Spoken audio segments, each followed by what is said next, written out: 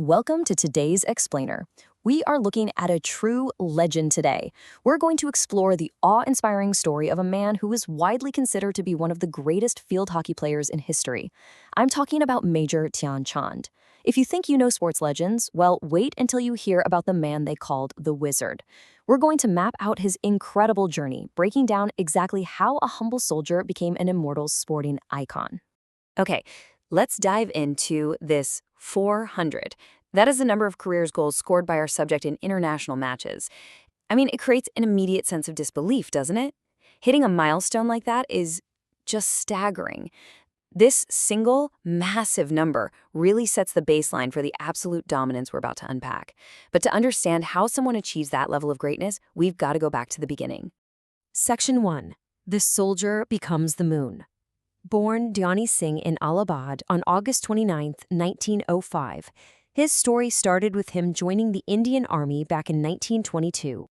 So how exactly does a soldier shift from his ordinary world of military drills right into the international sporting spotlight? Well, it happened in 1926. He rose to real prominence after a highly successful overseas tour in New Zealand with the Army hockey team. That tour was the massive turning point where his talent just became totally undeniable. Now, what's really interesting here is the origin story of his famous name. Remember, he was born Dhyan Singh, but his peers ended up giving him the name Chand, which is actually Hindi for moon. Why? Because he would practice hockey at night, strictly under the moonlight, after his exhausting duty hours were over. It wasn't just some catchy nickname, it was a literal testament to his relentless, incredible work ethic. Section 2. The Wizard's Olympic Dominance. Dhyan Chand earned the title The Wizard for his totally exceptional ball control, kicking off an era of unmatched dominance. We're looking at a sustained era of greatness that spanned 3 consecutive Olympic Games. We have Amsterdam in 1928, Los Angeles in 1932, and Berlin in 1936.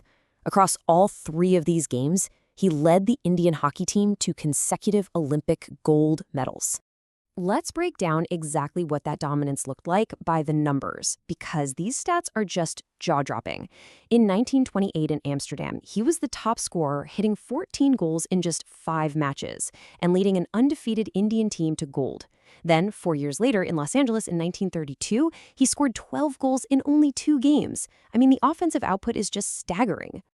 And this brilliantly illustrates his leadership on the field.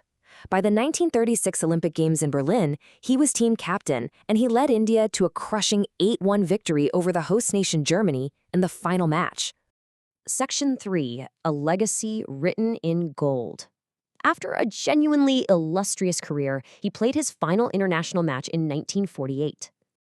A career of that magnitude obviously earns profound national reverence.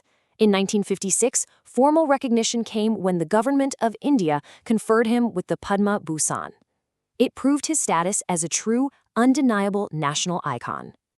In fact, his legacy is so deeply woven into the nation's identity that his birthday, August 29th, is celebrated annually as National Sports Day in India. It's an entire national holiday dedicated to honoring his contributions to sports. Major Dhyan Chand passed away on the 3rd of December 1979 in Delhi. But while his extraordinary life came to an end, the legend of the Wizard certainly lives on as a permanent benchmark for dedication and skill. Which leads us to our final thought for this explainer. What will you practice in the moonlight? Dhyan Chand didn't become a wizard by magic, right? He became one through relentless dedication when absolutely no one else was watching. So I want to challenge you to reflect on his story. How can you apply that exact same moonlight work ethic to your own life? Thank you so much for joining me today. Keep learning, keep pushing yourself, and I'll see you next time.